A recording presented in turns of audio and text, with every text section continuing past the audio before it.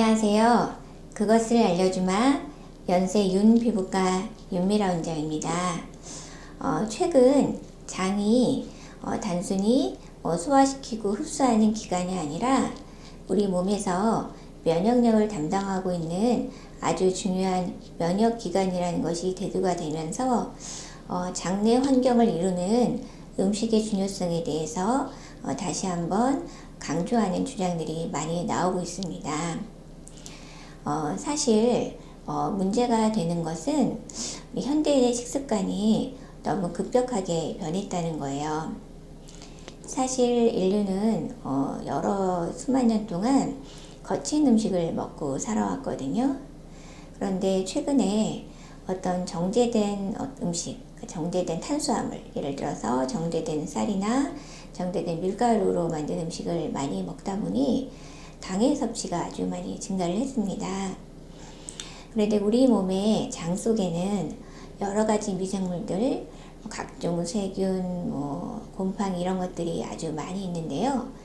저희의 입장에서 저희에게 이로운지 해로운지에 따라서 우리가 이제 유익균이라고 분류하기도 하고 유해균이라고 분리를 하기도 하는데, 이런 것들이 우리 몸에 좀 적응을 하면서 또 자기네들끼리도 경쟁을 하고 우리 몸하고도 경쟁을 하고 이런 식으로 이제 어느 정도 이렇게 균형을 잡으면서 이제 살아왔는데, 현대인의 식습관이 이제 갑자기 변하면서 당 섭취가 많이 증가를 했거든요.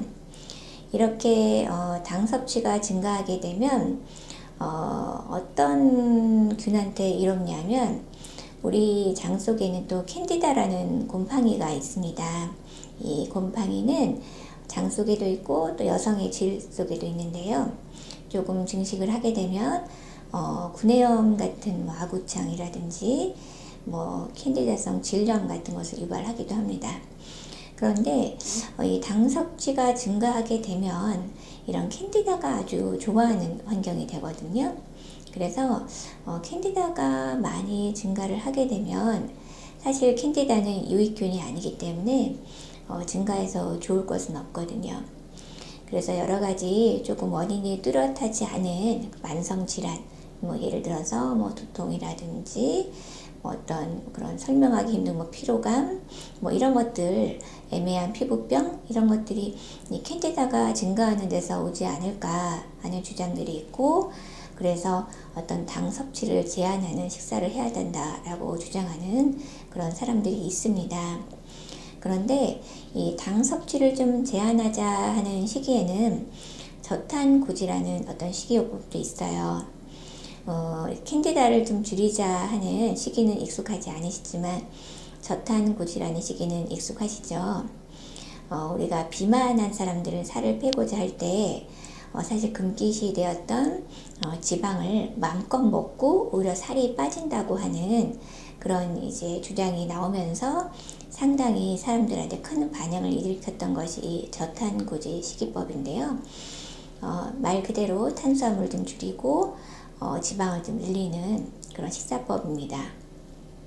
그래서 탄수화물을 줄이고 지방과 단백질의 섭취를 늘리고 또 채소를 많이 먹어줌으로써 오히려 몸이 좀 건강해진다고 주장을 하는 건데요. 또 이런 저탄고지 식이요법뿐만이 아니라 아예 채식만 하자, 채식만 해서 건강해진다라고 주장하는 사람들도 있습니다. 그런데 이런 극단적인 식이요법 같은 경우는 사실 일반인들이 실천하기가 좀 힘드시죠. 그리고 또 이런 식이요법 자체도 또 여러 가지 부작용이 있어서 고생하시는 분들도 있고, 또 이 식이요법 자체가 일반인들이 실천하기에는 힘드신 부분도 있습니다. 그런데 어떤 음식을 먹어라 먹지 말아라 할 때 늘 겹치는 음식들이 있는데요. 바로 이제 당 지수가 높은 음식들이죠. 그래서 먹었을 때 혈당이 빨리 올라가는 음식들은 대부분 다 건강에 안 좋은 음식들이라고 되어 있습니다. 그래서 어떤 정제된 밀가루나 어떤 흰쌀 같은 경우는 조금 금기가 될 수 있는데요. 사실 우리가 이런 밀가루 음식을 먹지 않게 되면 외식이 참 힘들어지죠. 인생의 즐거움도 많이 포기를 하게 되고, 그래서 보통 이제 이거를 지키려고 하시는 분들한테는 저희가 외식을 하실 때, 좀 한식 위주로 하시고, 그리고 국수 종류도 쌀국수가 좀 차라리 나을 수 있다 이렇게 설명을 해드리고요. 또 당도가 높은 과일 같은 것도 사실 그렇게 많이 권해드리지는 않습니다. 당도가 높은 과일이나 또 채소 같은 경우도 뿌리 채소 같은 경우는 탄수화물이 들어있는 경우가 많이 있기 때문에 잎사귀 위주로 드시기를 권해드리는데요. 그러니까 소위 풀떼기만 드셔야 하는 거죠. 그런데 사실 음식이 모든 음식이 대부분 다 그런데요. 우리 몸의 이로운 부분과 우리 몸의 이롭지 않은 부분들을 다 가지고 있는 경우가 많습니다. 예를 들어서 귀리가 아주 몸에 좋다고 사실 알려져 있는데요.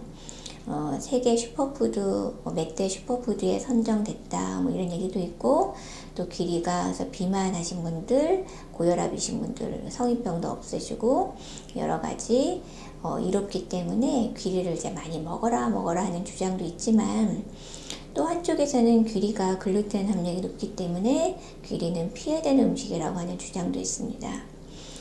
또한 뭐 포도 같은 것도 예를 한번 들어볼까요? 포도가 안토시아닌 같은 항산화 물질이 많기 때문에 몸에 좋다고들 하죠.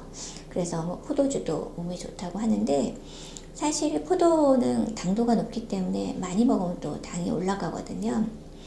그래서 모든 음식이 사실 긍정적인 부분, 또 부정적인 부분들을 다 가지고 있어요. 그래서 그냥 저희가 무턱대고 어떤 식이요법을 따라하기에는 좀 위험 부담이 있을 수 있는 거죠. 그리고 사람의 체질에 따라서 또 맞는 시기가 있기 때문에 어떤 그 정답이 있지는 않는 것 같습니다. 그래서 저희가 어떤 만성적인 피부 질환이 있으셔서 예를 들어서 이제 아토피라든지 뭐 만성 두드러기라든지 이런 만성적인 피부 질환이 있으셔서 좀 음식이라도 좀 조절해야 되지 않을까라고 하시는 분들한테는 일단 소식을 권해드립니다. 그래서 과식하는 것이 사실 좋지는 않거든요. 그래서 음식은 좀 양을 적게 드시는 것이 안전하고, 그리고 편식하지 마시고 골고루 드시기를 권해드립니다. 그러니까 모든 음식이 좋은 부분, 나쁜 부분이 다 있기 때문에 소위 분산 투자를 하는 거죠. 그리고 가공식품은 가급적 피하라고 말씀드리고요. 가공식품에는 우리 몸에서 염증 반응을 유발할 수 있는 물질들이 많이 들어있기 때문에 건강하지 않으신 분들한테는 좀 더 치명적일 수가 있습니다.